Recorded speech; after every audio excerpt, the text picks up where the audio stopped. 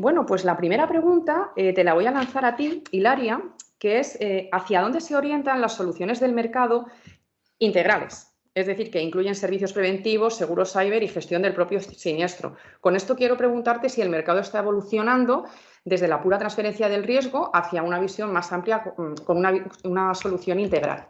Claro, es una pregunta muy interesante y claramente el mercado seguramente está evolucionando, porque no creo que el mercado de cyber en general se puede quedar así sin evolucionar, porque el riesgo tecnológico evoluciona muy a menudo y evoluciona prácticamente todos los días y claramente las empresas aseguradoras tienen que estar al tanto de lo que es el riesgo tecnológico.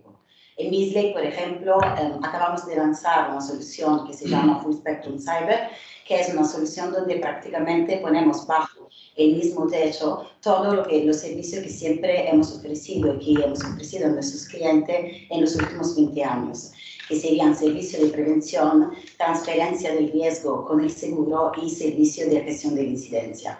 Claramente, en nuestra experiencia de ciberseguros nos hemos dado cuenta en los últimos 20 años, porque Beazley empezó en Estados Unidos en el 2009, nos hemos dado cuenta que los clientes necesitan entender el riesgo que tienen, porque claramente el riesgo tecnológico o los riesgos tecnológicos son riesgos que van evolucionando muy rápidamente. Cada solución que se integra, cada solución que se implementa en la red y en la infraestructura, como claramente los CISO que están sentados acá me podrán confirmar, son soluciones que llevan y que conllevan riesgos con ellos, que claramente no muy a menudo la gente entiende.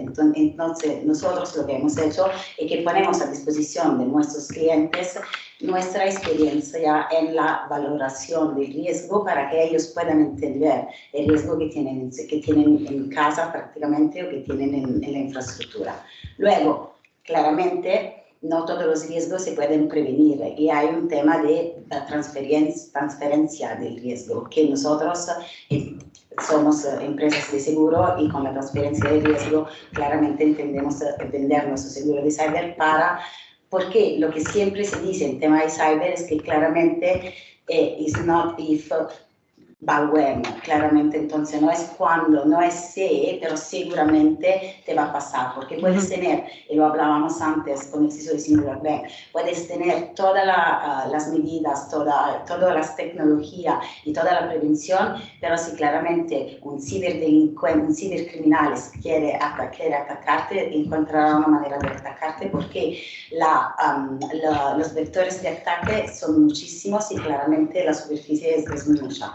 Y luego, después de que te pase un ataque, porque claramente un ataque puede ser que te vaya a pasar, si bien tienes la solución, si bien tienes la mejor cybersecurity del mundo, claramente necesita ser acompañado día a día y nosotros lo hacemos con nuestro servicio de cyber services, tiene que ser acompañado día a día en la gestión del siniestro, porque el siniestro y un cyberataque es algo que puede pasar y no te tienes que poner, el cliente no se tiene que poner en una situación de panic mode, como se diría en inglés, porque claramente el siniestro puede pasar, pero si está bien manejado y si está bien gestionado, eso claramente hace que el cliente se pueda recuperar y pueda sufrir pérdidas que son menores comparadas con las que pudieran sufrir en un tema de no estar gestionado o no estar seguido por parte de profesionales.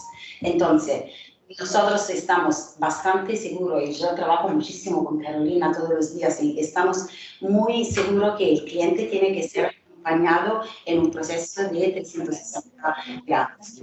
Es decir, desde la evaluación de nuestros servicios preventivos, desde la transferencia de riesgo hasta la gestión del incidente o del siniestro cuando eso ocurre.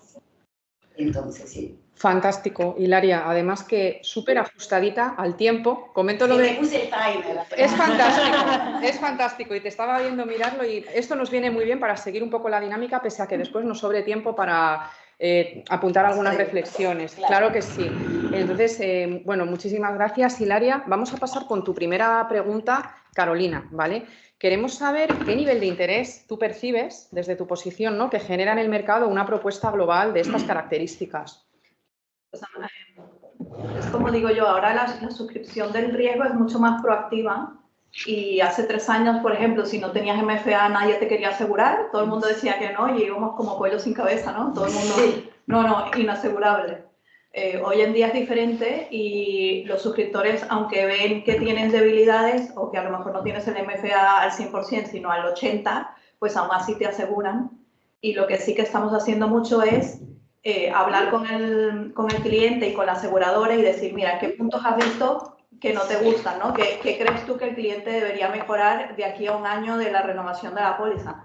Y poner un plan de acción junto con el CISO, director de IT, de decir, mira, pues durante el año enfócate en estos puntos que la aseguradora considera que deberían mejorar y ya cuando venga la renovación del año siguiente, pues ya ves que el riesgo ha mejorado, que el cliente ha invertido en ciberseguridad, que ha hecho esto y lo otro, y eso incluso te ayuda a la renovación de la póliza y a negociar los términos de renovación, ¿no? Sí. Y como dice Hilaria, es muy importante no solo la prevención, sino que a la hora de un incidente sepas qué hacer, ¿no? Y cómo actuar y tengas un protocolo ya establecido, que el CISO, director de IT, sepa, porque estos incidentes ocurren a las 3 de la mañana, días de fiesta, cuando no hay nadie, porque es que cuando llamo a alguien los viernes por la tarde, ya yo sé que es que hay un ciberataque.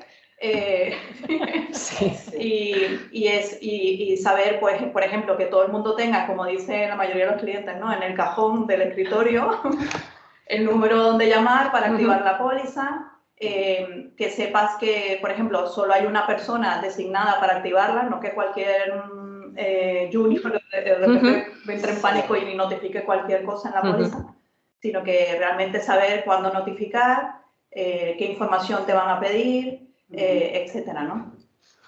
Y por eso muchas veces se enfocan mucho los aseguradores en que haya un plan de continuidad de negocio, que incluya ransomware, por ejemplo, en todo lo que sea protocolos, también esté incluido el ransomware porque es la principal causa de siniestros hoy en día.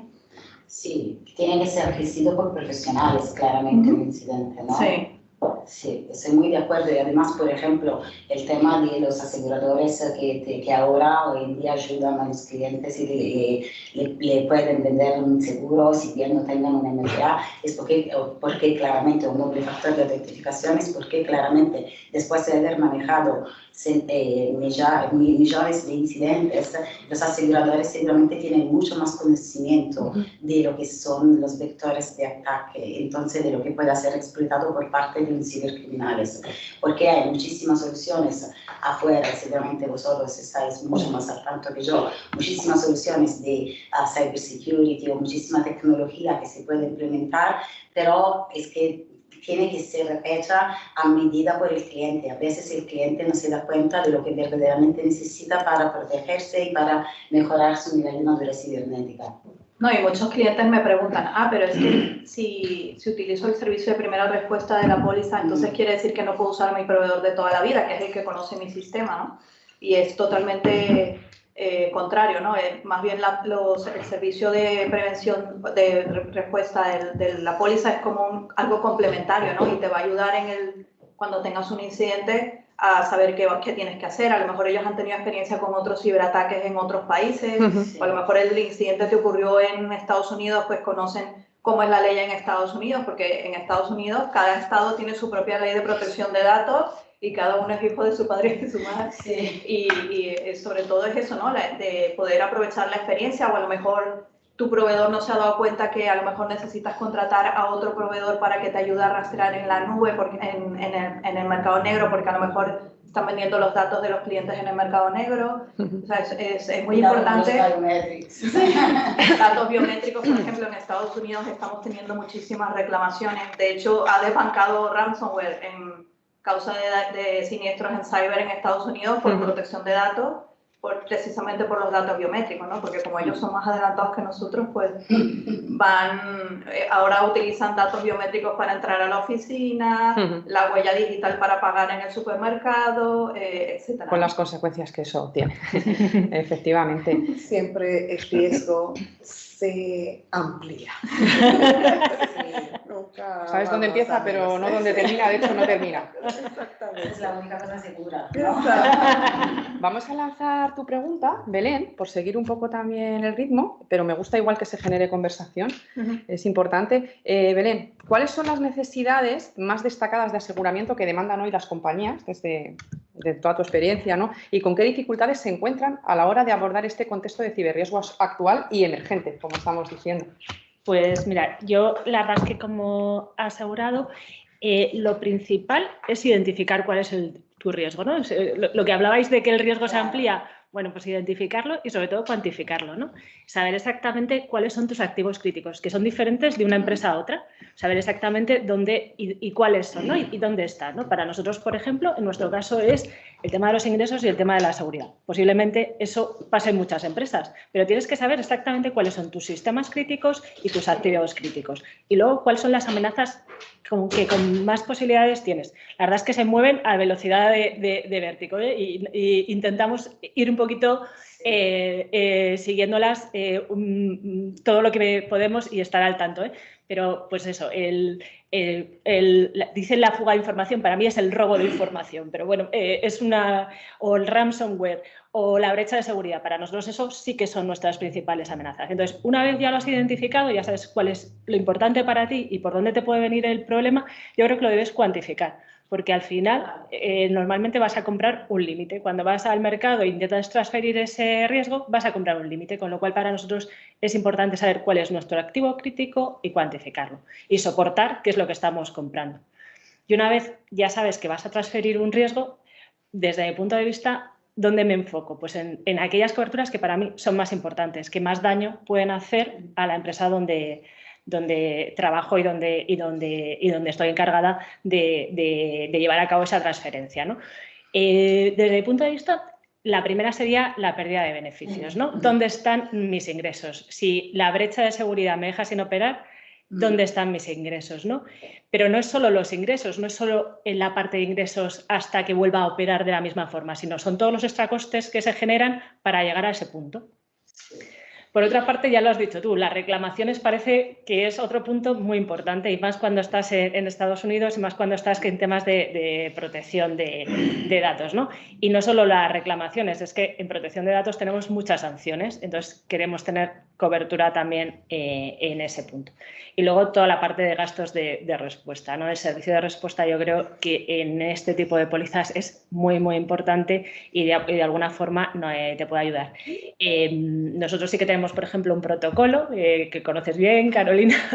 Tenemos un protocolo donde integramos a aquellos asesores, sobre todo de IT, que conocen muy bien nuestra red y yo creo que es muy, muy, muy recomendable ese punto, pero sin duda hay otra serie de gastos, el forense, los asesores legales, la parte de comunicación. Hay un montón de asesores que también son importantes y sobre todo yo creo que un punto que señalabas que es importante, Ileana, es que la experiencia que tenéis no la tenemos nosotros, gracias a Dios, no tenemos ataques y siniestros todos los días y sin embargo vosotros sí, con lo cual al final ese punto yo creo que de alguna forma nos ayuda mucho.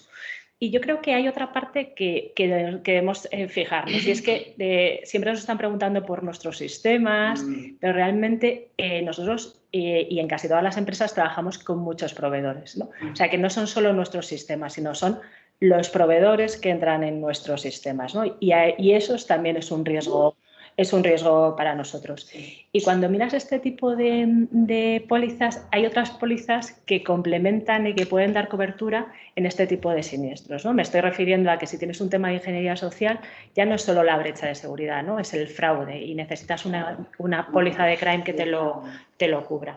O, por ejemplo, si estás trabajando con un nuevo desarrollo de software o con un proyecto de inteligencia artificial, normalmente también necesitas una póliza de responsabilidad civil profesional tecnológica, ¿no? Porque no solo se queda en esa brecha, a lo mejor hay algo que también hay que cubrir desde el punto de vista del desarrollo de ese software.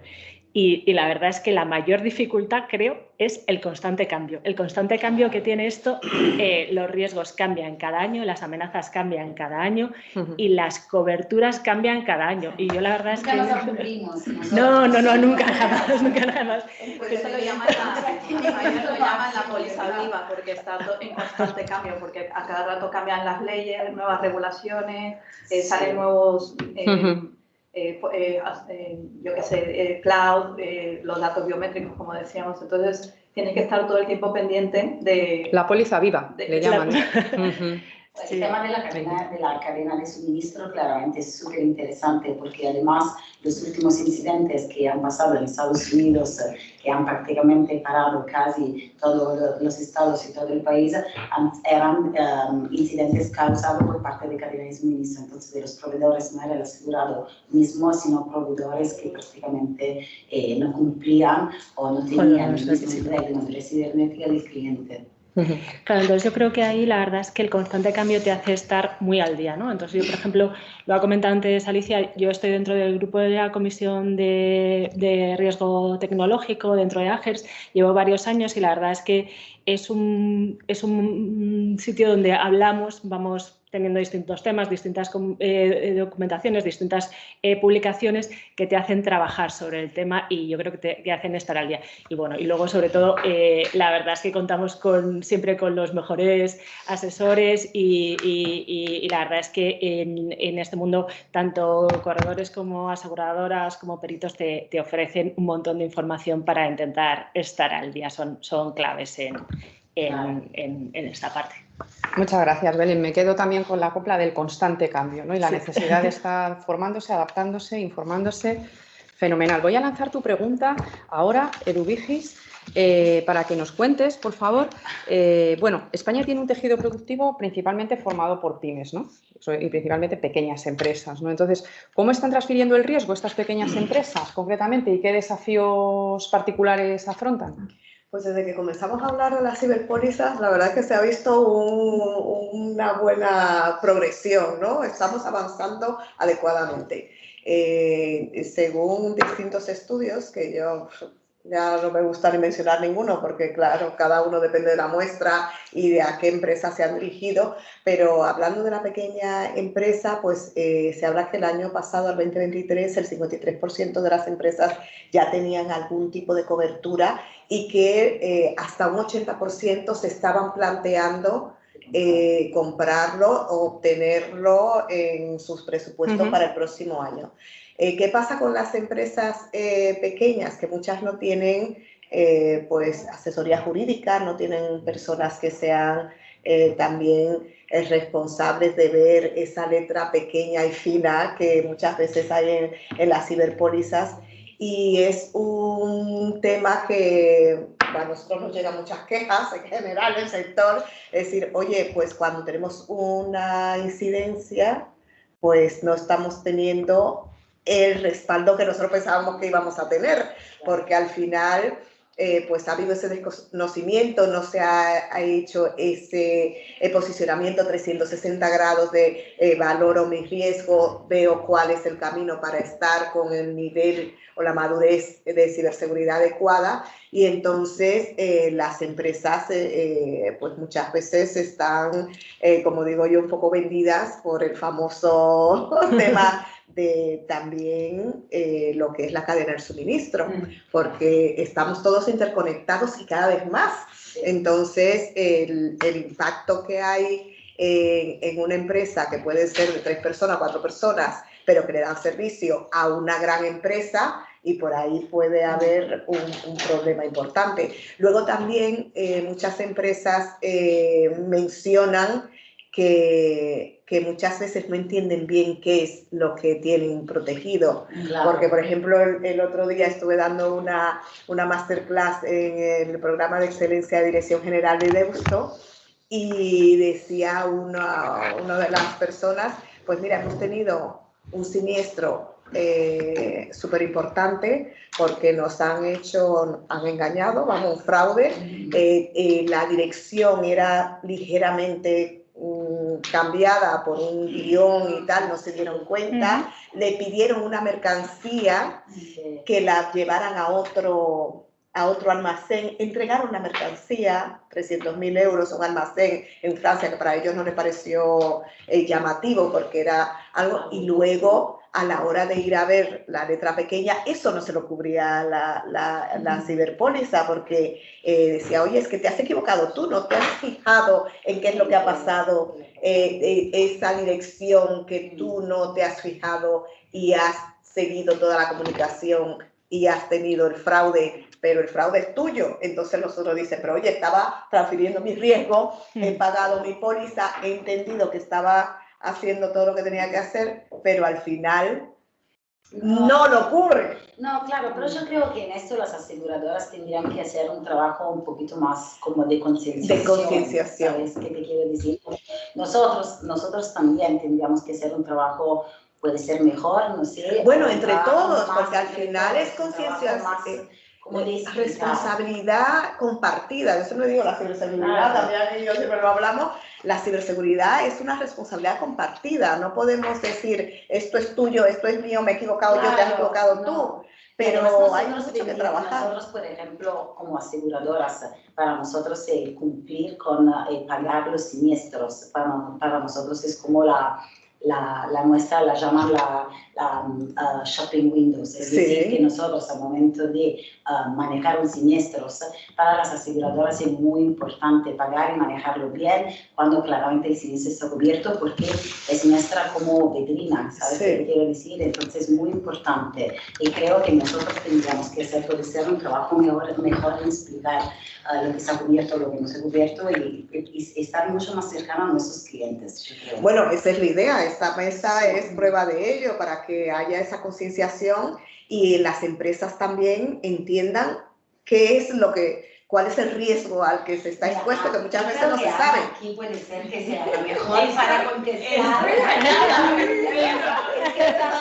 Yo creo que ella sea la mejor para contestar porque antes de eso... Además, ese siniestro lo conozco. Creo que es un siniestro que conozco. A ver, yo soy ahora responsable de relaciones con corredores, pero durante 14 años y medio en Beazley he sido la responsable de siniestros. Y antes de eso, yo, bueno, soy abogada inglesa y abogada española y siempre trabajando para el mercado. Muy entretenida también. 25 años. No, pero ese tipo de siniestro justo, el de la identidad fraudulenta, donde tú recibes una instrucción pensando que te están pidiendo, en este caso no es mercancía, yo me sirvo unas mercancías. Entonces, claro, ellos mandaron la mercancía y luego resulta que cuando tenían que cobrar la factura, perdona, ¿qué mercancía? Yo no te pedí nada. Exactamente. Sí, tú me pediste... Míralo aquí todo. Entonces, las pólizas, hay algunas pólizas cuando te compras el suplemento de instrucción fraudulenta, obviamente, otras si no lo compras, eso es una cuestión también del corredor, de entender qué es lo que el cliente necesita y cuál es su exposición. ¿No? Entonces, la instrucción fraudulenta son pérdidas financieras, y oye, esto me lo he preparado, así que me cortáis en cuanto queráis, pero son pérdidas financieras, sí, 4 minutos, pérdidas financieras por una transferencia de dinero o de valores, y tú tienes que ir a la definición de lo que es dinero y lo que es valores. Y claro, mercancía no. Ahora, cuando te llegan 2 o 3 siniestros de ese tipo y tú escuchas, que hay que escuchar 2 veces y hablar una vez, por eso tenemos 2 orejas y una boca, y escuchas lo que tu corredor te dice, nosotros tenemos que ir adaptando esa cobertura para entender realmente cuáles son las necesidades del cliente. O sea, la pérdida de negocio, de beneficio, es donde yo pago los siniestros más gordos. El tema de gestión y gastos de gestión es muy interesante, pero cuando trabajas con grandes riesgos sí que es cierto que es un complemento.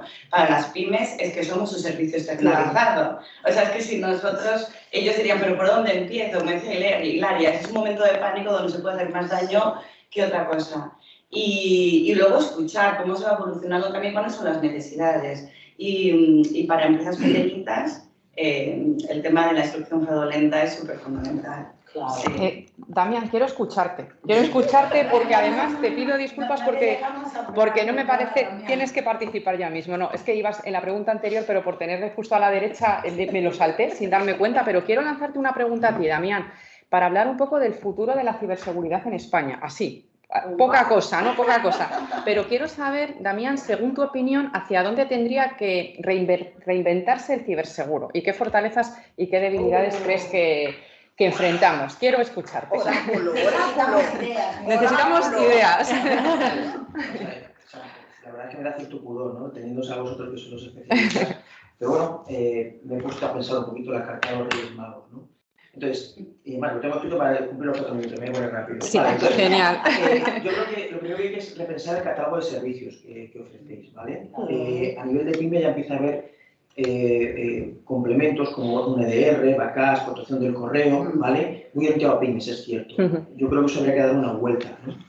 E incluso hay sistemas que permiten tener dispositivos dentro de las infraestructuras para hacer un sistema de evaluación continua. O sea, de manera que el riesgo lo tengo medido como ciberseguro, ¿no? O sea, Sí, ser claro. el riesgo real, ¿vale?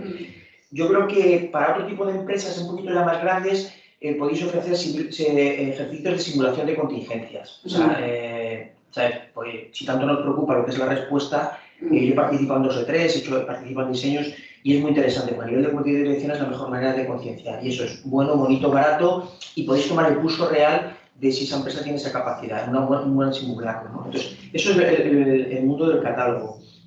Yo creo que las herramientas que utilizáis para análisis de la exposición de superficie, que escaneadores y tal, Sí. habría que darle una vuelta, porque no te dan a veces realmente lo que es la exposición de riesgo de esas herramientas. Y esos informes habría que también proporcionarlos al cliente, porque le podría ayudar. Y luego dar un salto más cualitativo. Igual que hay herramientas de perímetro, hay herramientas de análisis interno, que es donde tenemos el problema. O sea, el perímetro lo puedo tener muy mal, pero luego internet bien o al revés, ¿vale? Entonces, ahora hay bastantes herramientas de escaneo interno que te dan también la superficie de exposición, que eso es un tema y de ataque. Luego, veis que lo tengo preparado, ¿no? Perfecto, los deberes. Los criterios, modificar un poquito los criterios de evaluación. El tema de los famosos cuestionarios, pues está muy bien, pero yo creo que ya habría que empezar a buscar una certificación de terceros, que me hagan unos análisis más exhaustivos, vosotros lo pasáis, y así tenemos como scorings como más unificados. Ese scoring sería interesante también que lo proporcionáis internamente, con todos los catálogos de control. Yo sé que es una plasta, ahora me estoy dando tierra sobre mi tejado, pero es así. Y entonces me das un gráfico de control de, oye, rojo, verde, amarillo, donde tienes que jugar y me permite a mí hacer planes de mejoras. O sea, yo creo que tendréis la posibilidad de insertaros más dentro de las instituciones como palanca de aseguramiento interno. Eso es otra idea. Luego, hay más. Rápido. Porque tengo como, lo hacemos, sí, lo hacemos. Yo creo que también habría que hacerse un poquito más especialización sectorial. O sea, os estoy dejando de un lado, yo creo, o sea, cuando a mí me llegan todos los cuestionarios, está muy orientado lo que llamo defensa, que es ataque contra la infraestructura, no sé cuánto. Pero el fraude digital tiene otro esquema, tiene otro tipo de detección, otro tipo de SIEM, otro tipo de... O sea, y eso muchas veces el cuestionario lo recoge. Y el fraude digital ahora mismo, hemos hecho un congreso en Cibermadrid hace poco, de verdad, es un problema donde sí está tangible. O sea, yo tengo pérdida de quebranto directo contra mi cliente. Eso no es teórico, ¿vale? Entonces, trabajar más la parte de fraude digital, cómo evaluarla, cómo tal... Las coberturas también, que yo sé que las tenemos con vosotros, estamos muy contentos, gracias a Dios, con Business, ¿no? Y luego, tenéis un core de conocimiento muy potente que habría que insertarlo en alguna manera en el ecosistema ciber. O sea, podéis hacer una transferencia de conocimiento mediante IoCs, mediante inteligencia, que la tenéis reservada y es oro. Y sin embargo, no estáis en los circuitos, donde podéis poner en valor todo ese conocimiento, ¿vale? O sea, entonces sí que hace falta una labor de concienciación de lo que es el producto y también de vuestra experiencia. O sea, cualquiera de vosotros tiene posiblemente más experiencia que cualquier empresa de ciberseguridad nacional, porque a nivel internacional veis todo. Es que vemos todo. Y ya no dejo más. Damián, ¿te parece que el tema del fraude digital ha un poco como peorado, ahora está un poquito peor por el tema de la inteligencia artificial? Es decir, que claramente, porque con la inteligencia artificial hay la inteligencia artificial generativa, sobre la generative AI, hay mucha más posibilidades de crear. ¿Te parece que es esto o antes ya? Yo soy un poquito conservador, o sea, fíjate, soy profesor de inteligencia artificial en la universidad. pero todavía no ha llegado, posiblemente llegue, pero lo que sí te puedo decir que este trimestre, cuatrimestre, estos 5 meses, lo que es el tema de fraude ha tenido un incremento muy potente en todas las entidades. Nosotros también lo O sea, entonces, pero siguen con técnicas tradicionales, ¿eh? O sea, igual que hablamos de defensa digital y todo el mundo tiene claro EDR y tal, el mundo de fraude, de verdad, tiene sus herramientas, la mitad son desconocidas, son herramientas carísimas. O sea, igual que tú me pides un MFA, yo haría aquí la pregunta, no quiero poner eso, oye, ¿cuántas herramientas tenéis de control de fraude? Claro. No sabemos decir 5 o 10, y de esas 5 o 10, ¿cuántas tienen implantadas las entidades? 1, 2. Entonces, ese mundo, yo creo que está en esto, parece que es el patito feo, porque es lógico que es el patito feo. Nadie quiere hablar de su fraude. Pero se puede hablar sin hablar. Exacto. Se puede hablar sin hablar y se puede mejorar. Pero ese, yo no sé cuántos siniestros tiene de eso, o cuánto. Pero a mí me parece un mundo apasionante que tiene recorrido tanto a nivel nacional, porque en PDR, en protección de respuesta, todavía estamos verdes en España, para que no vamos a engañar, y luego tiene tanto recorrido vosotros como aseguradoras. Yo creo que es un mundo apasionante, tristemente apasionante. Tenemos que lanzar otros seminarios más enfocados también al fraude. Por lo que veo va a ser muy interesante. Realmente nosotros estamos viendo muchísimos fraudes. Contad con nosotros porque... No, y Beasley tiene un producto está desarrollando un producto para fraude. Para phishing. Te voy a lanzar tu pregunta, Hilaria, y después, si queréis, incluso retomamos el tema de fraude al final de la sesión, porque creo que esto da para otra sesión más, por lo menos. Sí, es que gracias, Damián. Sí, muchas gracias, Damián, por poner deberes sobre la mesa. Tenemos otra sesión. Luego, ahora ya hay otra sesión, como mínimo, ¿no? Pero a ti quería lanzarte una pregunta ya poniendo el foco también en inteligencia artificial, Hilaria, que es interesante, ¿no? Es una oportunidad, es una amenaza, ¿no? Y la evolución de los riesgos y la importancia de acompañar al cliente en este entorno adaptativo, como estamos viendo, ¿no? ¿Qué nos puedes aportar? Mira, yo soy muy interesada en el tema de la inteligencia artificial y antes lo hablaba con Damián que porque tengo porque quiero hacer un máster que está sponsorizado por parte de la Oxford University en inteligencia artificial y me interesa muchísimo por el tema de la ética, me interesa muchísimo por cómo puede afectar la democracia, me interesa muchísimo por todos temas diferentes. Ahora, yo creo que todavía es pronto, no lo sé, vosotros sois los expertos de inteligencia artificial, pero yo creo que todavía es pronto para decir si claramente va a ser una amenaza, si no va a ser una amenaza. Es decir, que hay muchísimas escuelas diferentes de pensiero que te dicen, no lo sé, puede ser que seguramente puede ser utilizada por parte de los ciberdelincuentes criminales para lanzar ataques masivos, y hay otra escuela que te dice sí, pero al mismo tiempo puede ser utilizada, por ejemplo, en el SOC, ¿sabes? Para que pueda hacer un poco un screening de lo que son los alertas que te van lanzando claramente en toda tu infraestructura. Entonces, en el CIEM y en el SOC se puede usar un tema de inteligencia artificial. Ahora, yo creo que, claro, y termino aquí y luego no lo sé, si vosotros queréis un poco dar vuestro punto de vista, yo creo que sea muy, muy interesante, porque creo que todavía no estamos al nivel de saber si seguramente va a ser utilizada, seguramente seguirá siendo utilizada y es como que está acá para quedarse. Pero luego puede ser que va a ser una amenaza o que va a ser como una medida de defensa aún más importante.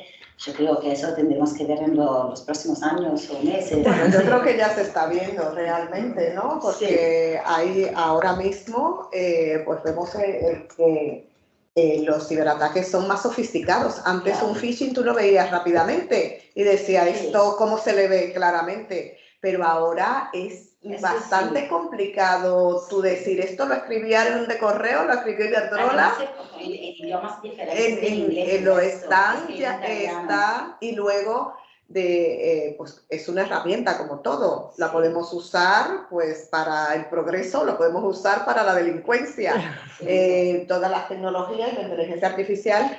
Lo que tenemos en el camino, que a mí algunas veces me hace gracia, yo vengo de SAS, que llevamos 46 años en la analítica de datos y haciendo modelos, y ya hace años que están los modelos tomando decisiones por nosotros. O sea, si te dan una hipoteca, si te dan una póliza de seguros, y todo esto, lo que pasa es que la inteligencia artificial generativa, como hemos el público en general ha visto el uso que se le puede dar, pues entonces estamos hablando más cada día más de esto. Sí. Pero realmente...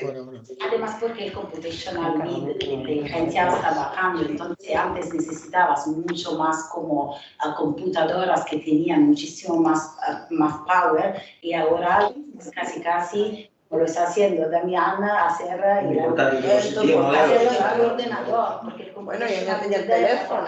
En el teléfono. Fíjate, de los riesgos que habéis dicho, por hablar y apuntar, el riesgo regulatorio en materia de inteligencia artificial va a ser potente. Sí, o sea, la nueva ley que de hecho, las sanciones son muchísimo más. 20 millones de euros algunos. Entonces, ¿qué va a exigir? Pues igual que es otro ecosistema que va a necesitar sus propios controles. Yo soy muy de auditor interno. Entonces, sí, va a ir en paralelo a protección de datos, no va a estar dentro de la GDPR. Sí, y luego van a pedir que toda la cadena de los stakeholders que participen en proyectos, desde la parte jurídica, el business owner de esto, el desarrollador, el de la puesta en producción, ya se ha definido que son responsables de todo lo que ocurra. Entonces, se nos abre como otro ecosistema de transformación digital que va a tener sus propias reglas y va a tener su propio arreglo, y es hipotéticamente también otro producto porque va a tener un riesgo potente. O sea, ahí se le van a seguir sus controles de seguridad de los datos, el tema de privacidad, el tema de que el cliente pueda protestar y pedir la decisión, o sea... la explicabilidad de saber por qué se ha tomado esa decisión. Lo que pasa es que cada vez más complejo, porque las redes neuronales, por eso es que vienen las alucinaciones, porque estamos, lo que se quiere hacer es que simule el cerebro humano. Y nosotros, algunas veces, nosotros mismos tampoco sabemos por qué tomamos esa decisión, de dónde.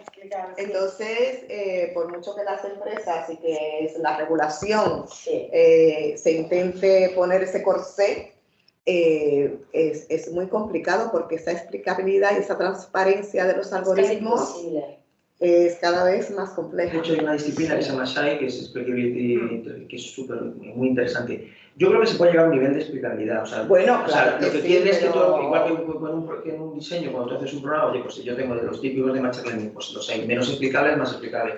Pues en función de la criticidad lo que vas a hacer, pues lo cojo. O sea, si es para un recomendado de películas, pues no. Pero si es para uno de gráficas de triaje de cáncer, pues otro. Entonces, nos va a exigir como más disciplina, más alfabetización, que es un apartado propio de la ley, me parece interesantísimo, que es todos tenemos que tener la capacidad de participar en un proyecto y en nuestras medidas de nuestros skills entender, pero todos vamos a ser corresponsables. A mí me parece una idea muy bonita, no es inalcanzable, todo el mundo cree que es algo teórico y yo creo que vamos a ver un recorrido muy positivo. Es una oportunidad, yo creo siempre que la tecnología es una oportunidad. Es un debate muy interesante. Hay que entender hasta qué punto llega, porque el otro día estaban hablando de un debate de por ejemplo, una huella digital, pues con esa huella puedes incluso determinar enfermedades que tiene esa persona. Entonces, las empresas están muy tentadas a utilizar esa información para otro uso que no tiene nada que ver con que la persona... ¿Cómo se ha hecho hasta ahora? En ese caso, es que hasta ahora se ha hecho, lo que pasa es que teníamos menos. En ese caso, en la pirámide hay una pirámide de riesgo de la normativa europea que está, eso es justo el sistema prohibido, o sea, directamente prohibido. Una cosa es que tú hagas tus maquinitos en tu casa, pero está prohibido. Yo creo... De hecho, en las pólizas el dolo está excluido, entonces si tú haces mal uso de esos datos, no te va a cubrir la póliza. Para hablar otra cosa, es lo típico, es regular o no regular. Claro, porque claro, están los que quieren regular, porque son conservadores o proteccionistas de los derechos fundamentales y los de la libertad. En ese caso, yo lo tengo clarísimo, violan derechos fundamentales. La Unión Europea es muy regulador, que para regular, ¿no? Comparado con, por ejemplo, con los Estados Unidos. Bueno, con el resto del mundo. O sea, verdad que son 400 folios, son 400 folios la norma, pero te los puedes leer perfectamente y es, a mí me parece, hombre, perfecto, no adelantarla 4 años. Somos los primeros a nivel mundial, pero lo entiendo, es entendible. Es una ventaja competitiva, una ventaja competitiva. Hay que normalizar esto porque esto no... Perdonadme que el debate sigue. No, es un... Era uno de fraude y otro de inteligencia artificial. Era justo lo que iba a comentar, ¿no? Que quiero también para nuestro público asistente, que además os doy las gracias que estáis ahí escuchándonos. Espero que también estéis pensando alguna pregunta que lanzar o alguna reflexión que que queráis hacernos y queremos un poquito cumplir los tiempos, ¿no? Por eso perdonadme que a veces corte así un poco radical, pero tengo que hacerlo y lanzarte... Los 4 minutos. Claro, ya de repente no, pero bueno, quiero lanzar tu pregunta, Carolina, que mira, para las organizaciones que avanzan, como estamos diciendo, ¿no?, hacia la transformación digital, el tema de migrar a la nube pues ocupa un lugar destacado normalmente en su lista de prioridades, ¿verdad? Entonces, el debate está, ¿esto exime a las empresas de responsabilidad? ¿Es una responsabilidad compartida? ¿O ante qué situación nos enfrentamos? Sí, es una situación que nos estamos enfrentando, sobre todo el año pasado y porque estamos teniendo muchos siniestros donde no han atacado al asegurado, sino que han atacado al proveedor. Y es porque la tendencia ahora de todas las empresas es migrar los sistemas a la nube, almacenar datos en la nube, porque claro, hoy en día con la digitalización de las empresas, pues almacenas tantos datos que llega un momento en que no los puedes guardar tú solo y las tienes que guardar en un proveedor. Entonces es muy interesante porque muchos clientes te preguntan, como yo he migrado los sistemas a la nube, entonces ya no necesito fuerza, ya yo no tengo responsabilidad, Telefónica se encarga de todo o IBM se va a encargar de todo. Y no es así, ¿no? Porque hay que ver bien la letra pequeña de los contratos con proveedores, los SLAs, la responsabilidad normalmente está limitada. Muchas veces los contratos pues solo se refieren a la actividad que va a realizar ese empleado de ese proveedor y los servicios que te va a prestar y la calidad de ese servicio, pero no... Y muchas veces hay un sublímite que está basado en lo que factura ese proveedor durante el año por prestarte ese servicio. Claro, sí. Entonces, es lo que hablábamos, ¿no? Que hay en cadena de suministro, pues si al proveedor se le cae el sistema y eso hace que se interrumpa tu negocio, ¿qué pasa con tus clientes? Porque tú no le vas a poder prestar el servicio al cliente, ¿no? No vas a poder cumplir con tus obligaciones contractuales. Entonces, eso puede ser que tengas un montón de reclamaciones de esos clientes, pérdida de beneficio porque el cliente a lo mejor se va a la competencia o lo que sea, o de repente decide no seguir contratando contigo porque... Sí, claramente eso es perfecto, sí. Pero el tema de la cadena de suministro claramente ha sido empleado y claramente es mucho peor ahora con el tema del cloud. Pero yo me acuerdo que en la tesis que hice al máster en Cyber, el primer siniestro de Cyber pasó como en Estados Unidos a Target, que es un retailer bastante importante, y le pasó por parte de sus proveedores de aire acondicionado. Ellos no tenían pólizas en aquel tiempo, pero le pasó por parte del proveedor de aire acondicionado hace, no lo sé, 20, 30 años. Entonces, siempre ha sido, seguramente ahora es mucho peor, pero es siempre un tema que preocupa a la tenemos que necesitamos pedir una serie de requisitos a los proveedores. Analizar el riesgo del cliente como broker y ver si utiliza la nube, si ha migrado los sistemas a la nube, si almacena datos en esa nube, si lo tengo cubierto, porque hay muchas aseguradoras que no entienden a la nube como en la definición de proveedor. Tiene que tener una extensión si quieres la nube cubierta. Luego, el error humano, porque también puede ser que el proveedor cometa un error humano, no todo es ciberataque, no todo es virus y ransomware, ¿no? También el error humano está y... Un matiz por si vale. A veces pensamos, Raúl, perfecto, tienes toda la razón del mundo, pero los ataques que están viendo últimamente son a gente de mi cadena de suministro, pero pyme. O sea, en los últimos no podemos dar datos, ¿no? Pero lo que hay que hacer es de hecho estamos intentando desde Cibermadrid un plan de fomento del ciberseguro para pyme. Porque puede ser una pequeñeta que te lleve las nóminas, otra que te lleve los certificados médicos de fuerzas y cuerpos de seguridad del Estado, pasado hace dos semanas o 3 semanas, ¿no? Entonces, a veces pensamos, pero el proveedor pequeño... del pago de las nóminas. Las nóminas, las gestoras de viajes del Ministerio de Defensa, o sea, ha habido muchos casos últimamente, entonces... no pensar siempre cuando hablamos de la cadena de suministro como en grandes, o sea, pues el aire acondicionado. El aire acondicionado. Entonces, muchas veces tú tienes tu contrato con tu proveedor, IBM, Amazon, pero resulta que ellos a su vez subcontratan ciertos servicios. Y eso tú no lo sabes hasta que no pasa el siniestro y dices, mira, es que le pasó a un subcontratista. O sea, están entrando por pequeños, o proveedores de desarrollo. Por ejemplo, aquí no tiene proveedores de desarrollo. Es más fácil. Y el proveedor de desarrollo, ¿qué responsabilidad tiene si el acceso VPN donde la cadena de compromisos está bien? Pues eso, por la VPN de un equipo de desarrollo. ¿qué contrato tengo yo con esa empresa de desarrollo? Eso habría que revisarlo, ¿no? Sí. Lo tengo como crítico o no crítico. Y yo creo que empezaremos a pedir exigencia por parte de ciertas empresas a que nuestro tercero tenga ciberseguro. Sí, de verdad, sería muy aseguradoras. interesante. Sí. O sea, que, oye, o sea, yo llego hasta un Nosotros ya lo oye, hacemos. cuando llegamos hacemos algo compartido. Hacemos algo compartido. Belén. Y ahora preguntan si la auditoría interna incluye también a proveedores, si cuando vas a hacer el contrato con el proveedor revisas los contratos, revisas los SLA, le exijas al proveedor una póliza de RC profesional. Todo eso se pregunta hoy en día. Es la tercera charla que vamos a tener. Sí. Tema proveedores. La cadena de suministro. Cadena de suministros, exacto. Tenemos la cadena de suministro. Belén. Hemos pasado todo el año hablando de esto. Es apasionante, la verdad, y veo que hay muchísimo que contar y muchísimo que evolucionar y que aprender. Bueno, Belén, yo creo que tú nos puedes contar un poco cómo puede una empresa mejorar su resiliencia ante un ciberataque. ¿Tú qué harías? La verdad es que es una pregunta muy abierta y en Totalmente. principio habíamos hablado del seguro y es muy importante y todo el tema del servicio de respuesta, pero yo creo que no se puede quedar ahí. O sea, yo creo que un asegurado tiene un montón de cosas más que hacer, ¿no? La primera sería para mí la prevención y ahí, entre muchas otras, entraría todo el tema de proveedores. O sea, nosotros, por ejemplo, sí que le requerimos a muchos proveedores una serie de condiciones, no solo legales, fiscales, laborales, sino también de seguros. Entonces, la verdad es que yo creo que voy a llevar esta grabación cuando me dicen si seguro no tiene nadie o si responsabilidad civil profesional no tiene nadie, ¿no? O sea, lo importante que es en caso de siniestro no es solo de tu proveedor, pero si es no sé quién ya, pero con quién subcontrata, ¿no?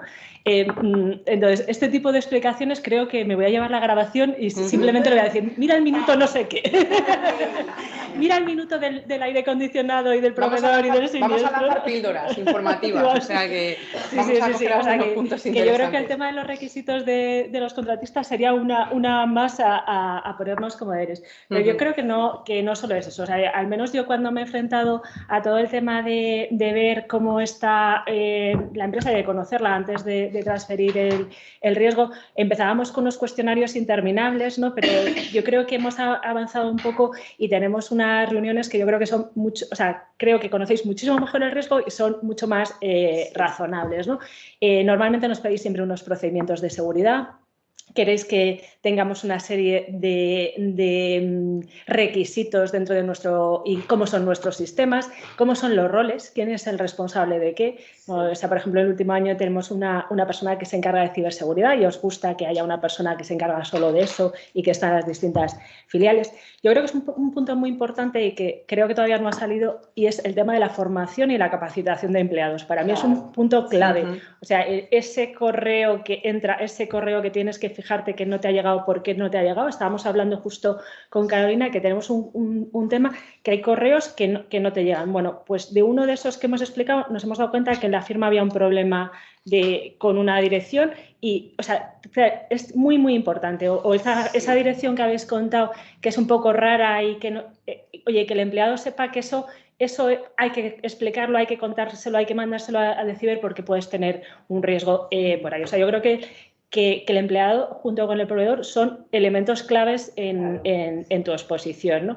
Y luego hay otra serie de requisitos, ¿no? Pues el tema del password, el MFA, que era tan importante y tan famoso hace unos años, ¿no?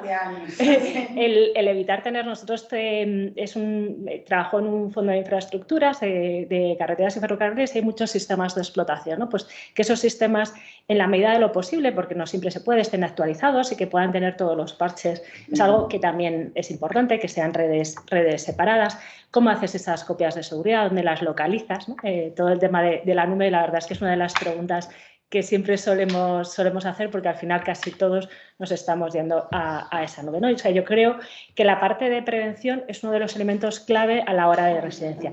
Y ahí la verdad es que, yo creo que lo hablaba con Ileana, yo creo que las aseguradoras también tenéis yo creo que algo que es clave y que tenéis que a lo mejor desarrollar, ¿no? Y yo le decía, mira, yo en esto hago una analogía muy clara con la póliza de daños. Nosotros en la póliza de daños tenemos una aseguradora y un corredor que revisa nuestros activos y nos da recomendaciones.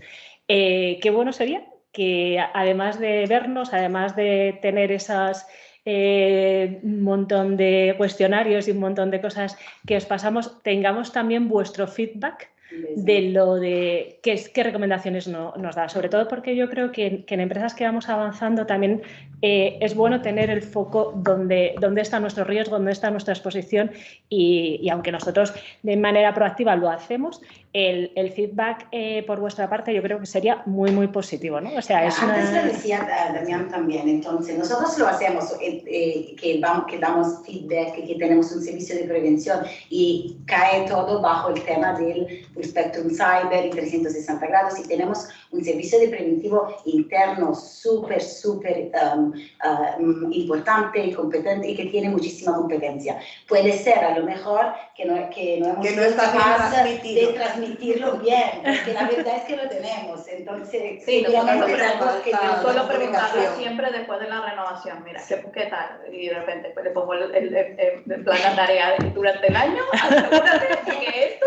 Mira, Carolina y yo hemos tenido un cliente juntos, las dos, que prácticamente yo cada seis meses... Ese cliente había tenido un ciberataque y nadie lo quería asegurar, porque justo había pasado. Y nada, Hilaria fue la única que levantó la mano y dijo yo hago la póliza y hemos hecho un plan de acción durante los últimos 3 años y el cliente ahora está en un nivel muchísimo mejor que antes y están súper contentos porque más bien les dan ideas, ¿sabes? De cómo, cosas que a lo mejor a él no se le ocurrían o cosas de cómo hacerlo diferente a lo que él había pensado, que a lo mejor es mucho más proactivo. Sí, que prácticamente no era solo el risk manager, también como el CISO se sentaban en esta reunión y nosotros habíamos unidamente a nuestro servicio de prevención, habíamos como desarrollado un plan para que el cliente pudiera mejorar en un par de años. Y entonces sí, yo creo que lo tendremos que transmitir. La comunicación es clave, eso es lo que fallamos siempre Sí, en las organizaciones. Damián, voy a aprovechar para lanzarte tu pregunta. Ahora que vas a intervenir tú, Pues además, así vas con tu pregunta. Así vas con tu pregunta. Además que en esta me has apoyado a la hora de hacerla, me has orientado, ¿no? Dices, si usáramos la clásica agrupación conceptual en ciberseguridad, protección, detección y respuesta. Desde tu experiencia, tanto como anterior director de un equipo de Red Team y ahora como CISO, ¿cuál crees, Damián, de estos ámbitos que tiene más recorrido de mejora? Muy bien, la pregunta del millón, ¿no? ahí lo dejo. Oráculo, dinos. No, oráculo no, de verdad que en ciberseguridad lo que se aprende es humildad, ¿vale? Vamos a ver, y eso se nota, por ejemplo, en vuestros cuestionarios. Bueno, tomaros como nota, sería interesante que hicieras un portal del asegurado. Y en ese portal automáticamente se generen todos los cuestionarios, me dé la escala de riesgo, automáticamente me genere los parámetros. Eso va a llegar. De hecho, en Willis, Estados Unidos, están desarrollando tienen justo un business que se llama SciCloud y está enfocado más a clientes que dependen más de un 30% de la nube, sobre todo clientes medios, pero lo que hacen es hacer un scan interno, ya no necesitas cuestionarios, sino que simplemente autorizas a esta persona a acceder al sistema y él hace todo el barriado y ya te da un score. Eso, sí, o sea que es lo que en el futuro probablemente ya no existan los cuestionarios. Perdona, la pregunta entonces. Digo, porque es muy fácil cuando explicamos y es a la hora de concienciación empezar a dividir entre protección, detección, respuesta, incluso la G de gobierno, que por donde estáis apuntando. Entonces, protección, bien, pues todos los cacharros que nos pedís. WFA. Detección, se ve que los cuestionarios no se manejan bien con la detección. La detección es un mundo y es el problema que tiene. El problema es un problema, yo creo, a nivel mundial. O sea, y por eso es el enlace correctivo. Si alguien te ha puesto el objetivo, te va a dar. Y el vector entra. Entonces, el secreto va a ser cuánto tarda en detectarlo y cortar la ciberchain en algún punto. Y luego, una vez que he cortado, la respuesta. Tanto que si a nosotros nos preocupa la resiliencia es el último pilar, que es la recuperación. Tenemos que ganar en detección y respuesta para no llegar al último. Entonces, ¿dónde tenemos que mejorar todo a nivel de en capacidades de detección? ¿Cuál es el problema? Que es un producto caro, porque son SIEM, son analistas de primer nivel, analistas de segundo nivel, pero si ya presuponemos que nos van a zumbar por P, ¿por qué estamos pensando ya en recuperar? Es lógico que recuperar, tenemos que recuperar la eficiencia, pero ¿por qué no vamos madurando proporcionalmente? Y en ese área de respuesta, yo insisto, ejercicios de recuperación, de simulaciones, pero realistas, apagado, entendido mal. Habéis hablado de... Y probados. Y probados. Yo creo que no es solo escritos y probados. Un PCN yo con cariño, o sea, PCN me haces así, te salen 20. pero probados, testeados con cierto realismo, con tal. Entonces, hay que trabajar más en la R de respuesta y testear esa R. Entonces, yo creo que esos ámbitos de detección y respuestas son muy interesantes. Mirad, nos quedan justo 10 minutos, ¿no? Entonces, yo quisiera repartirlo un poco entre tú, la pregunta que nos queda para ti, Edu, y después un poquito abrir debate con nuestros asistentes si os apetece, y a nosotros sí. Entonces, voy a lanzar la tuya, Edu, que básicamente pues vamos a hablar de talento, ¿no? Sí, uno de los principales retos en el ámbito de la ciberseguridad y el ciberseguro es la falta de talento. ¿Qué situación tú percibes que tenemos en España y cómo podemos, si es preciso, potenciarla? Bueno, no es ningún secreto que los perfiles en ciberseguridad y tecnología en general son escasos, tenemos pocas vocaciones, por eso desde Women for Cyber trabajamos por también atraer y desarrollar el talento femenino, porque tenemos un poco más del 50% de la población en el mundo entero es la mujer y somos minoría en la ciberseguridad, somos minoría en la tecnología, en la inteligencia artificial, y eso pues vemos que también desbalanza, ¿no? Porque la visión que nosotras tenemos, la formación, la forma de acercarnos a los problemas, pues eso enriquece todo, igual que la diversidad cultural, la diversidad cognitiva, la capacidad de ver otras cosas que si somos todos ingenieros, pues no vamos a verlo. Claro. Entonces, eso es muy importante y muchas veces en las organizaciones se nos olvida. Hablamos mucho de tecnología, hablamos mucho de los procesos, pero no hablamos de las personas y de cómo estas personas tienen que estar incluidas, sentirse responsables, porque siempre lo hablamos, la ciberseguridad es una responsabilidad compartida, pero la ciberseguridad y todo, porque no somos solos y haciendo nada, estamos siempre con esa cadena de suministro, estamos trabajando con nuestros pues, colegas, con otras empresas, o sea, todo lo que hacemos lo hacemos en sociedad. Y el talento, tenemos que usar todo el que tenemos disponible, no podemos estar pues solamente usando pues parte de las capacidades que tenemos. Y por eso desde Women for Cyber pues trabajamos mucho en ese inspirar, atraer, desarrollar y promover que pues que lo que hacemos aquí es súper entretenido, que es esa comunicación, que es lo que fallamos, porque yo creo que si contáramos realmente lo que hacemos, pues tuviéramos más gente que quisiera estar, porque esto es apasionante, no te aburre, ningún día es igual al anterior y siempre tienes que estar a lo último. Yo creo que eso también es una forma de ser, es un regalo que podemos dar a la sociedad, de decir, oye, es que en ciberseguridad estás protegiendo el mundo, es que tienes un propósito, tienes un impacto, o sea, desde la tecnología puedes tener un impacto mucho mayor que si eres, pues como le digo yo a mi hija, está estudiando veterinaria, yo le digo, hija, pero es que si piensas en hacer algo que pueda impactar miles de perros y miles de gatos, pues estás haciendo un impacto mucho mayor que en el día a día, cuidando uno a uno los animales que te toquen. Y muchas veces esa visión no se la ofrecemos. Nos falta ese plan de comunicación, ese marketing que yo digo, bueno, incluso el INCIBE, que el 017, que yo tengo una misión con el INCIBE, que voy a mencionar, el 017 en todo lo que hable, porque no llega el mensaje. No saben las personas, las empresas que si tienen un ciberincidente pueden llamar al 017 y ya no saben cómo comunicarlo. Yo creo que cada uno de nosotros también es un agente de cambio y es quienes podemos ir haciendo poco a poco ese cambio de visión y trabajar para que seamos pues todos conscientes de que la ciberseguridad es una responsabilidad compartida de verdad. Este es un cierre muy bonito. No sé si querías añadir algo, Hilaria, porque tú querías hablar además de talento femenino. En un momento dado me lo comentaste, ¿verdad?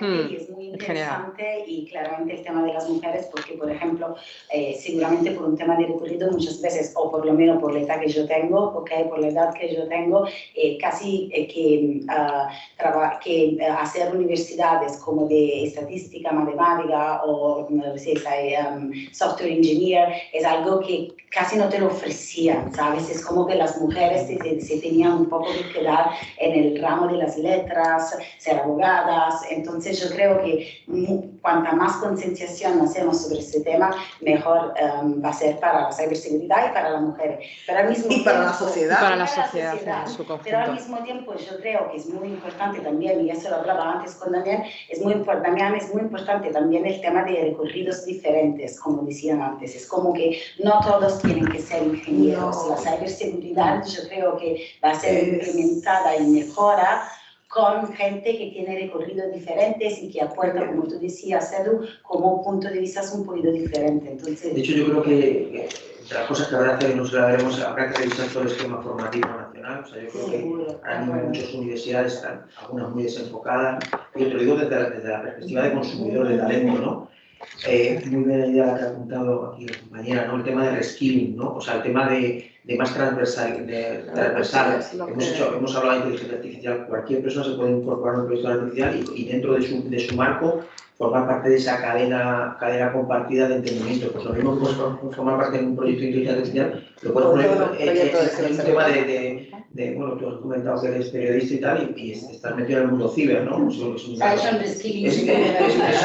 ejemplo, ¿no?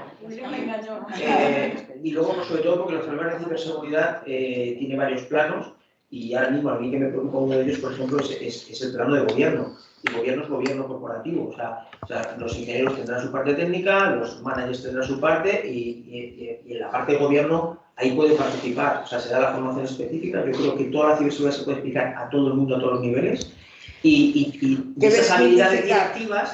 Yo busco un habilidoso directivo, que no tiene por qué ser un habilidoso técnico de hacking. Entonces, yo creo que hay que volver a estudiar todos los programas formativos, hacerlos muy segmentados, por eso, y fomentar la transversalidad. es muy interesante. Yo creo que, pues yo creo que es desmitificar más que todo. Otro tema. No es, desde luego que es está muy de moda el hacer un máster de Big Data a nivel mundial, y incluso gente que es abogada lo hace, o no necesariamente tiene que saber de ciberseguridad. Es otro lenguaje que tenemos para entender lo que nos va a venir en el futuro, ¿no? Que ya está, ¿no? En una universidad pequeñita y he dado algo relacionada, he dado a psicología, derecho, ADE, educación, o sea, he dado una introducción de inteligencia artificial práctica, esa nada de chau chau, pero también ese es otro tema. Ese es otro tema. Tanto en ciber como en inteligencia artificial, pero bueno. Quiero daros las gracias, pero también quiero daros la oportunidad. No sé, ¿alguien tiene algún comentario, algo que hablar con nuestros ponentes? Sí. Momento de preguntas. Momento de preguntas que hemos dejado para...